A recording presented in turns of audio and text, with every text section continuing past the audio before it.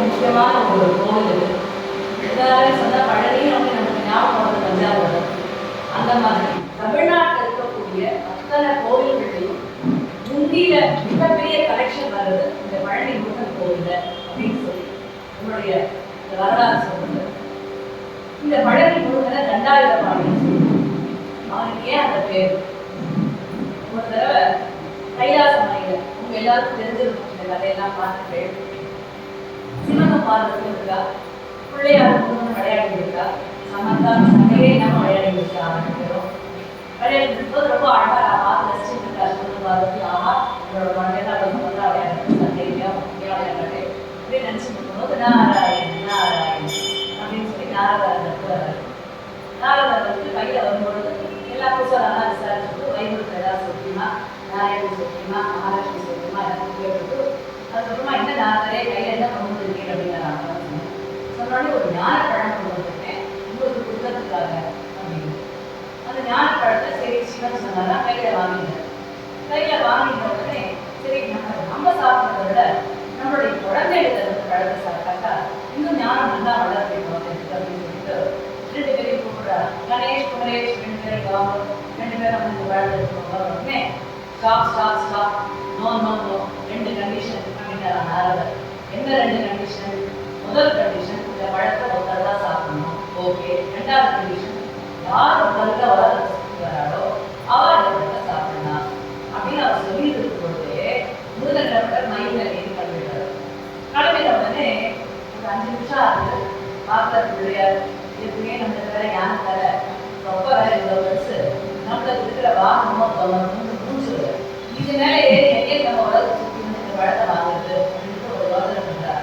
இதுதான் smart working அப்படின்னு அர்த்தம். ஸ்மார்ட் ஒர்க்கிங்கிறத அதனால என்ன பண்ணாரா, பக்கத்தில் நாரதர்கிட்ட போயிட்டு நான் அவங்க சொல்கிறேன், சாதாரண அம்மா அப்பான்னு இருந்தாலே அவள் தான் உலகம்னு சொல்லுவா, எனக்கு வந்து பார்வதி பரமேஸ்வராலே அம்மா அப்பாவா இருக்காளே, பார்வதி பரமேஸ்வராவை சுற்றி வந்தாலே நான் வந்து உலகத்தை சுற்றின கணக்கு இல்லையா அப்படின்னு உடனே நாரதத்தை பகிர்ந்து சொல்லி ஆஹா எனக்கு உலகம் போல அப்படின்னு சொல்லி ஆமா கண்டிப்பா பார்வதி பரமேஸ்வரரை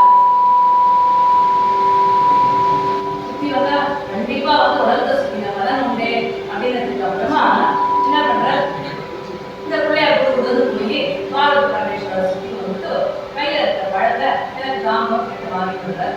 அதை வாங்கின உடனே பரமேஸ்வரனுக்கு ஆஹா இந்த கடவுளை எங்க போய் முடிய போகிறோம் தெரியலையே, இப்பதான் நம்ம மகிழ்ந்து இருந்தோம், 2 பேரும் சண்டை விடாம விளையாடி இந்த காலையில இது எங்க போய் முடிய போறதோ நாரதர் நல்லபடியா முடிஞ்சா சரி அப்படின்னு சொல்லி வேண்டிட்டு இருக்கிறதுக்குள்ள நேரம் முருகன் வந்து தோப்புன்னு குதிச்சாராம். அதையும் மேல குதிச்ச உடனே பார்க்குற பிள்ளையார் கையில மாம்பழம் அவங்க எல்லாம் முடிஞ்சு போச்சு. ஆஹா நம்மளை வந்து ஏமாற்றி எப்பா கைப்பிள்ளை இளைய பிள்ளை பெரிய பிள்ளை தான் அவங்க சில பிள்ளைய காட்டினதுக்கு நன்றி அப்படின்னு சொல்லி டயலாக் எல்லாம் பேசிட்டு என்ன பண்ணாரா, கிளம்புறாராம்.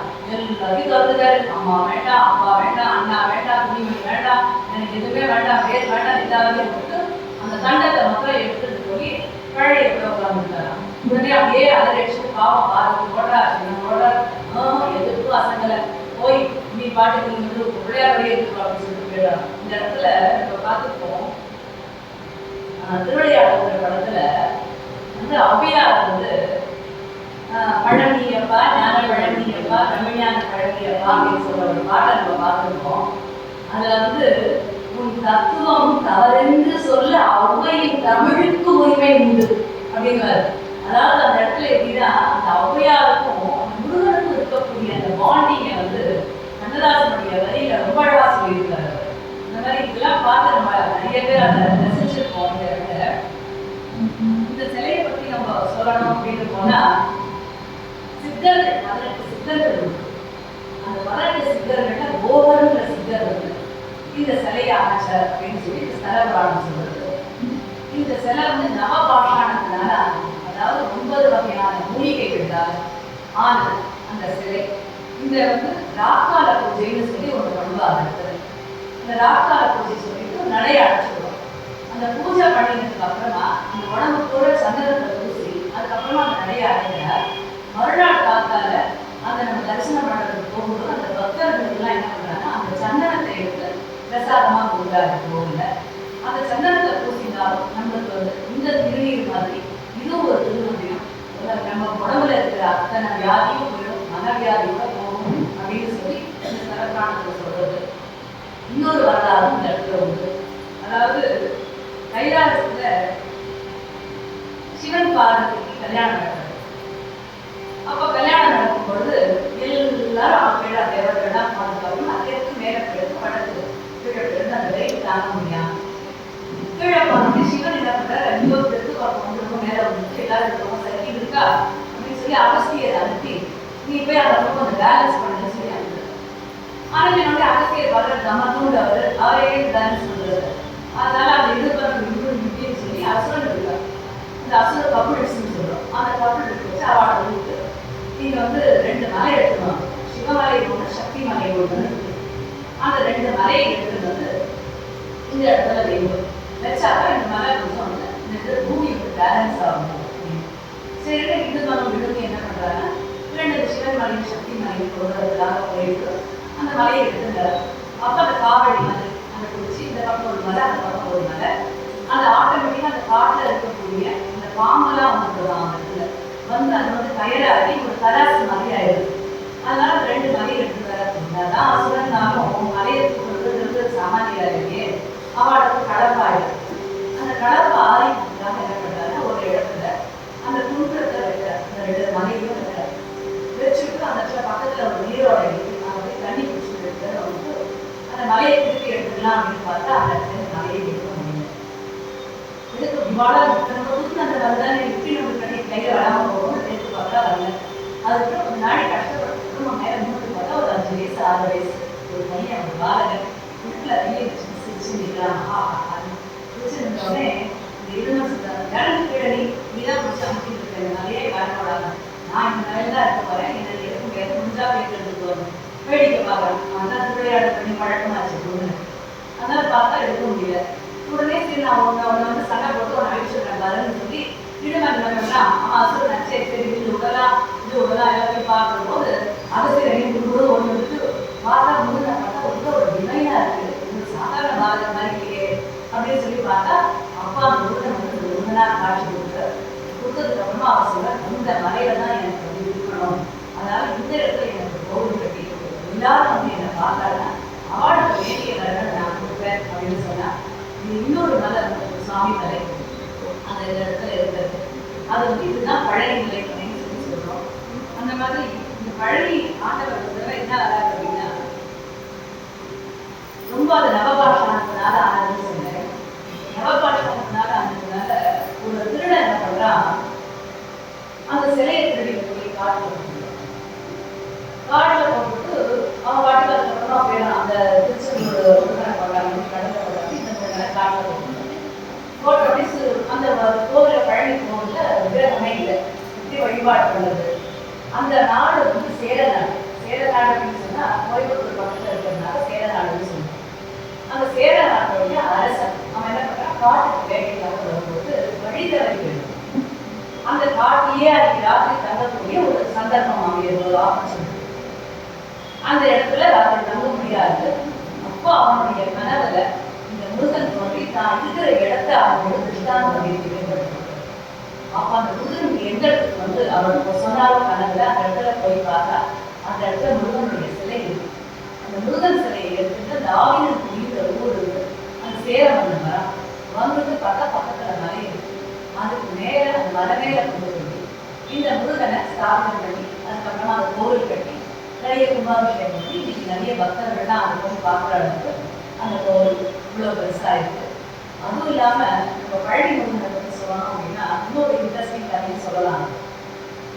ஒரு பழ வியாபாரி இருக்கான், கேடா பனானா இருப்பான் பழப்பழம். அவன் வந்து ஹோல்சேலில் பிஸ்னஸ் பண்ணிட்டு இருக்கான். அந்த பிஸ்னஸ் பண்ணும்போது அவனுக்கு என்ன வழக்கம் அப்படின்னு சொன்னால் அவனுக்கு வந்து ஒரு 1000 பழத்தை பழனி பஞ்சு அனுப்பிட்டு பாக்கியில் அதுக்கப்புறமா தான் அவனுடைய வியாபாரத்துக்கு வருவான். அந்த பழத்தை ஏற்றி அனுப்பிட்டு ரெகுலராக நடக்கிறது, டெய்லி நடக்கிற ஒரு வியாபாரம். அதனால் நடந்துட்டு இருக்கும் பொழுது ஒரு நாள் என்னாச்சு, முருகன் வந்து பழ வியாபாரியோட கனவுல வந்து நீ எனக்கு கொடுத்தியே 2 பழம் வந்தது அப்படின்னாரா. வந்து பழ வியாபாரி எழுத உட்காந்து பார்த்தா ஒரே ஷாக். வந்து நம்ம டெய்லி 1000 பழம் கொடுத்து அனுப்புறோம்,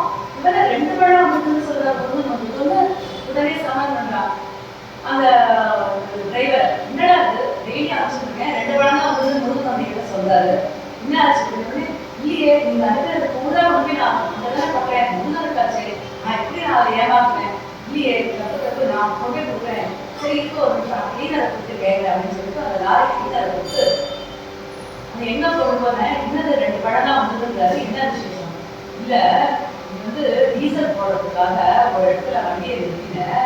அப்போ ஒரு 6-7 வயசு ஒரு பையன் இருக்கும். அவன் வந்து எனக்கு பசிக்கிறது அப்படின்னு சொன்னான்.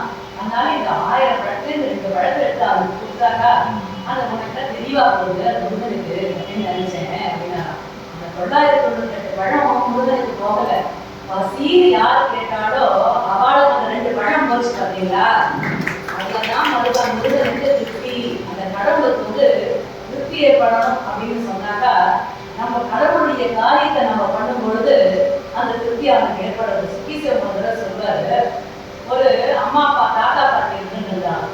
அந்த தாத்தா பாட்டிக்கு வந்து ஜூஸ் வேணும் அந்த தாத்தாக்கு. அப்போ ஒரு 10-12 வயசு பேத்தி வர.